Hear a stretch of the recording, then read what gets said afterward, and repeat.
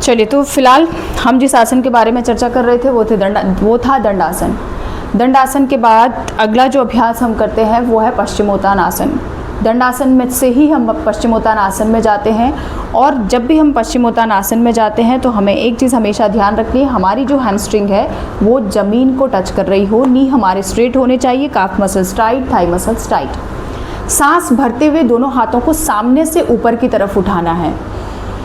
अब दोनों हाथों को, अगर यहाँ पे आपके हाथ नॉर्मली आपके कान की सीध में आ जाते हैं तो बहुत अच्छी बात है, अगर नहीं आते हैं तो हाथों को इंटरलॉक कीजिए और पूरा स्ट्रेच कीजिए। साइड से अपने बॉडी को स्ट्रेच करना है, और सांस छोड़ते हुए आप ऐसे भी जा सकते हैं, और चाहे तो आप हाथों को छोड़ के सामने की तरफ पश्चिमोत्तानासन में।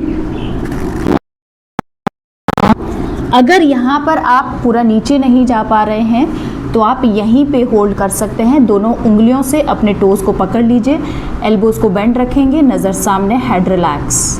एक चीज़ आपको ध्यान रखनी है, जब भी आप पश्चिमोत्तानासन में जाते हैं अपने थोरेसिक को हमेशा स्ट्रेट ही रखना है, इसको ऐसे नहीं होने देना है, ये आपका स्ट्रेट ही रहेगा। एंड धीरे से सांस छोड़ते हुए आगे की तरफ जाएंगे।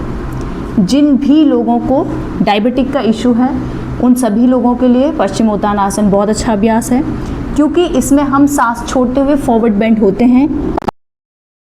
सर्कुलेशन जो होता है वो टुवर्ड्स ब्रेन आता है, तो हमारे फेस के लिए बहुत अच्छा अभ्यास है, डाइजेशन को इम्प्रूव करता है। और जितने भी लोगों को यूरिन इनकॉन्टिनेंस की दिक्कत होती है उन लोगों के लिए भी ये अभ्यास बहुत अच्छा है। इसके अलावा ये तनाव को दूर करता है, रेस्पिरेटरी सिस्टम के लिए बहुत अच्छा अभ्यास है, और डाइजेशन तो मैंने आपको बताया ही है कि डाइजेशन के लिए भी अभ्यास काफ़ी अच्छा है।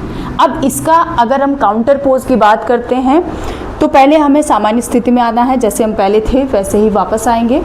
इसके काउंटर पोज की अगर बात करते हैं तो पूर्वोत्तान आसन इसका काउंटर पोज होता है, यानी कि जो भी आसन हम करते हैं उसका विपरीत हमें आसन करना ही होता है, क्योंकि तभी हमारी बॉडी का जो मसल्स हैं वो पूरी तरीके से स्ट्रेच और रिलैक्स हो पाती हैं।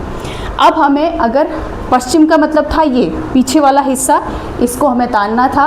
अब पूर्वोत्तान, अब ये आगे वाले हिस्से को हमें तानना है, क्योंकि ये वाला हिस्सा क्या हो गया था, आगे से कॉन्ट्रैक्ट हो गया था, ये स्ट्रेच हुआ है। इन मसल्स को रिलैक्स करने के लिए अब हमें क्या करना है, दोनों हाथों को यहीं से पीछे लेकर जाना है, पंजों को पॉइंटेड आगे की तरफ लेकर जाना है, हेड को पीछे लेकर जाइए सांस भरते हुए, शोल्डर को रोल करना है, चेस्ट को ओपन अप करेंगे।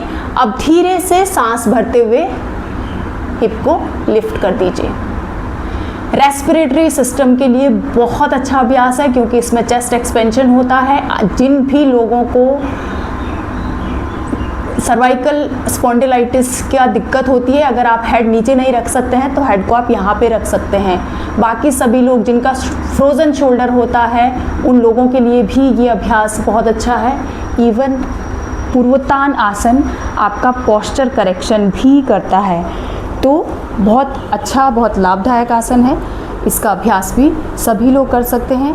सिर्फ आपको इतना ध्यान देना है, जिनको सर्वाइकल स्पॉन्डिलाइटिस की दिक्कत है, अगर वो बहुत देर तक गर्दन को पीछे नहीं रख पा रहे हैं तो गर्दन को आपको एक्टिव रखना है। Thank you.